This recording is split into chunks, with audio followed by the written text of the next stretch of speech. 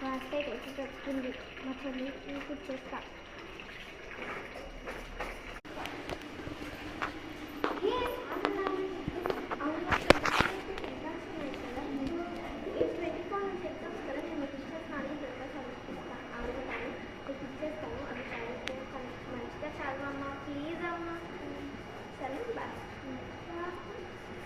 నీకు కూడా కదా, మీ ఇద్దరికి ఇస్తాను, కానీ మంచిగా చదవండి. సరే ఎక్కడికి?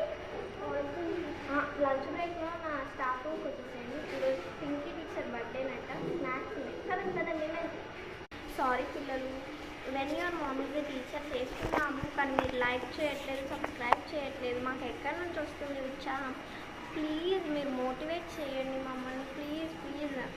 అండ్ ఎక్స్ట్రీమ్లీ ఫన్ది అది ఉంది కదా, మా చెల్లికి ప్రాంక్ చేసాము, అదైతే వీడియో ఎక్కడో పోయింది పార్ట్ 2. సో అందుకని చెప్పి ఇప్పుడైతే మా తమ్ముడి మీద చేద్దామని అనుకుంటున్నాం ప్రాంక్.